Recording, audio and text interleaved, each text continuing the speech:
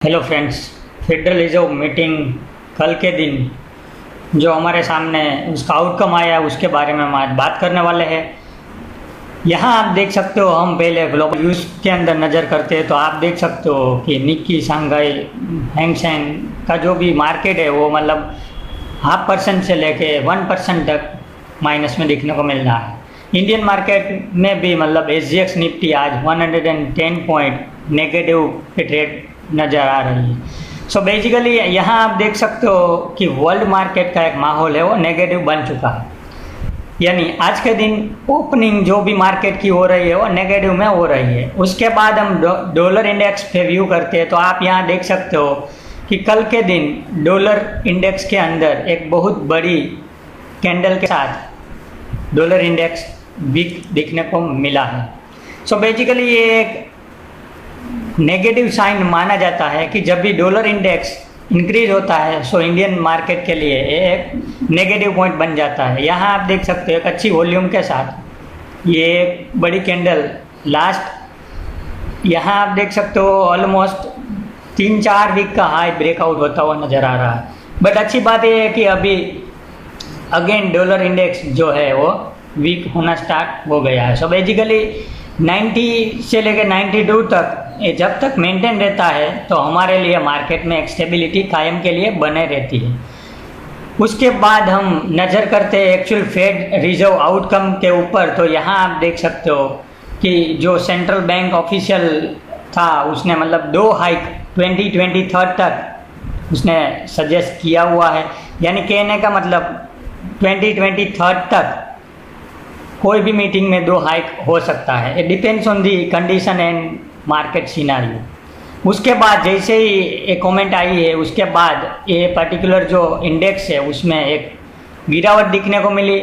Dow Jones, S&P सब जगह मतलब यहाँ आप देख सकते हो ऑलमोस्ट 210 पॉइंट की गिरावट और S&P 500 में भी 0.10 की गिरावट देखने को मिली थी। इम्पोर्टेंट बात यह है कि बॉन्ड मार्केट में जो यील्ड में चेंजेस हो रहा है वो 1.56 यानी 6 बेसिस पॉइंट 10 साल का ट्रेजरी यील्ड में दिखने को मिला था, जो कि ये एक इक्विटी मार्केट के लिए बहुत बड़ी नेगेटिव साइन हो रही है। उसके बाद यहाँ आप देख सकते हो कि जैसे ही मतलब अनाउंसमेंट हुआ तो डाउ में एक बड़ा सेलिंग आके रिकवर होता हुआ नज़र आ रहा है। सो यहाँ आप लास्ट 1 आवर का डेटा देख सकते हो कि एक वोलेटाइल सेशन ये पर्टिकुलर इंडेक्स में देखने को मिला था। उसके बाद हम देखते हैं कि ये बॉन्ड यील्ड 2 इयर्स में 0.20, 5 इयर्स में 0.90, 10 इयर्स में 1.57 एंड 30 इयर्स में 2.21। सो बेसिकली इसका जो रिलेशनशिप हम इक्विटी मार्केट से कंपेयर करते हैं तो जब भी बॉन्ड यील्ड का यील्ड इंक्रीज होता है तो बड़े जो HNI इन्वेस्टर है जिन्होंने ओवरसीज इन्वेस्टमेंट किया है, सपोज US का इन्वेस्टर है जिन्होंने इंडियन मार्केट में इन्वेस्टमेंट किया है, आज की डेट में बैंकिंग का रेट जो चल रहा है इंटरेस्ट रेट वो है नेगेटिव या तो 0 मान के चल सकते हैं। सो बेसिकली हम 0.25% मान के चलते हैं कि आप 1 साल के लिए 100 रुपीज़ बैंक से विड्रॉ करते हो तो आपको 25 पैसा उसका इंटरेस्ट पे करना है। अब ये जो इंटरेस्ट रेट हाइक होता है उसके लेकर समझो पॉजिटिव इंटरेस्ट रेट बन जाता है US मार्केट में, समझो 1.5% इंटरेस्ट रेट आने वाले 3 साल में हो गया।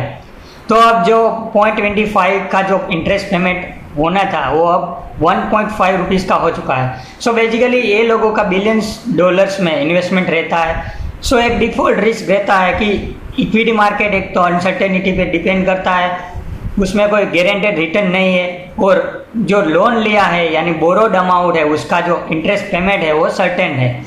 सो बेसिकली जब भी इंटरेस्ट रेट हाइक होता है, बॉन्ड यील्ड में हाइक होता है तो एक जनरली इक्विटी मार्केट में एक सेल ऑफ दिखने को मिलता है। बट ये एक लॉन्ग टर्म नज़रिए से हमको देखना पड़ेगा।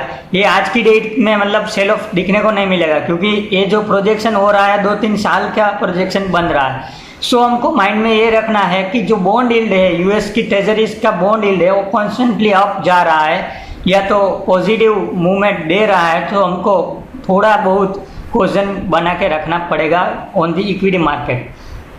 अगेन यहाँ आप देख सकते हो approval on asset buying taper. So basically जो bond buying and mortgage buying का जो प्रोग्राम है $120 बिलियन का पर मंथ, उस पर पूरा आर्टिकल सजेस्ट कर रहा है। उसके अलावा यहाँ आप देख सकते हो S&P 500 का नज़ारा है लास्ट 1 आवर का। उसके बाद ये इन्फ्लेशन की हम बात करने वाले हैं अभी। सो यहाँ आप देख सकते हो ये 0.77 गिर चुका है और ट्रेजरी बॉन्ड में भी 2% की इंक्रीमेंट यानी 30 ईयर्स बॉन्ड में दिखने को मिल रही है। सो हम देखते हैं कि पूरा यहाँ फेडरल के बारे में जो एक्सपेक्टेशन थी उसके बारे में, तो यहाँ आप देख सकते हो कि no change in interest rate till December 2020, ये हमारा एक्सपेक्टेशन था, यानी मार्केट का एक्सपेक्टेशन था before the Fed outcome. No change in bond and mortgage purchase program of $120 billion per month. Statement weaker than expected non-farm payroll data and inflation which is at 13-year high. So basically ये 4 things expected थी, वहाँ expectation के सामने actual rate unchange आया। So basically वो हमारे लिए positive point बन जाता है। दूसरा, Fed still maintain the rate still 2023 and with 2 rate hikes, यानी 2 बार उसका रेट हाइक हो सकता है, बट बेसिकली एक पॉजिटिव सेंस में हम बोल सकते हैं। बट अगेन ये जो पॉइंट आया है, Fed stands on inflation it's now 3.4, earlier it was 2.4। So basically जब भी इंटरेस्ट रेट इंक्रीज होता है, जिसका जो रिलेशन है वो बैंकिंग रेट से डायरेक्टली हो जाता है, क्योंकि अभी जो बॉन्ड बाइंग हो रही है यानी सप्लाई हो रही है वो भी रिड्यूस हो जाएगी, डिमांड इंक्रीज होने वाली है। सो बेसिकली जब भी इंटरेस्ट रेट इंक्रीज हो जाता है तो मार्केट के लिए एक बहुत बड़ा नेगेटिव पॉइंट हम बोल सकते हैं, क्योंकि इन्फ्लेशन का डायरेक्ट इम्पैक्ट पड़ता है इंटरेस्ट रेट पे, और इंटरेस्ट रेट का डायरेक्ट इम्पैक्ट पड़ता है इन्वेस्टमेंट पे। जो बोरोड अमाउंट से इन्वेस्टमेंट किया गया है ऑफशोर मार्केट में, वहाँ एक अनसर्टेनिटी रहता है और डॉलर इंडेक्स भी फ्लक्चुएट हो जाता है। अब समझो डॉलर इंडेक्स 91 में से 97 हो चुका है। सो बेसिकली जब भी फॉरेनर्स कोई भी मनी एक्सचेंज करेगा from rupee to dollar, so basically जो $1 91 में मिल रहा था वो आज 97 रुपीज़ देने के बाद मिल रहा है। सो बेसिकली उसका जो cost of exchanging from rupees to dollar वो भी इंक्रीज हो जाता है। सो काफ़ी अलग अलग रिस्क फैक्टर ऑफशोर मार्केट में रहते हैं और उनमें से inflation is the dangerous indicator और बॉन्ड बाइंग प्रोग्राम है वो कंटिन्यू रहेगा। सो बेसिकली यहाँ आप देख सकते हो आउट ऑफ 4 पैरामीटर्स, एक ही पैरामीटर जो नेगेटिव आया है वो है इन्फ्लेशन का, जो कि एस्टिमेट इंक्रीज हो चुका है फ्रॉम 2.4 टू 3.4। नाउ यहाँ आप देख सकते हो कि ये बर्लन्स की एक वेबसाइट पे आपको ये पूरी कमेंट्री यहाँ दिखने को मिल जाएगी। और उसके अलावा यहाँ एक अच्छी बात ये है कि आपको यहाँ updated summary of economic projection, जो फेडरल रिजर्व मॉनेटरी यानी इंडियन बैंक में RBI है, वही US में फेडरल रिजर्व मॉनेटरी पॉलिसी जो फेडरल बैंक उसको डिक्लेयर करती है, उसका ये पूरा PDF यहाँ से आप डाउनलोड करके भी रीड कर सकते हो। यहाँ आपको इन डिटेल इंफॉर्मेशन मिल जाएगी, क्योंकि यहाँ आप देख सकते हो अलग अलग जो भी उसका 11 मेंबर्स का एक कॉम्बिनेशन रहता है, उनमें से किन लोगों ने मतलब कौन सा पॉइंट पे इम्फासिस दिया हुआ है, पर्टिकुलर जो डिटेल है वो यहाँ आपको मिल जाएगी। सो बेसिकली आप डाउनलोड करते हो तो उसका ओवरव्यू इस तरह आपको दिखने को मिलेगा। 17 पेजेस का पूरा उसका आउटलुक है इकोनॉमिक प्रोजेक्शन, यहाँ आपको ये पूरी डिटेल मिल जाएगी। ये हम 1 by 1 डिटेल डिस्कस नहीं करने वाले हैं क्योंकि ये वीडियो लंबा हो जाएगा।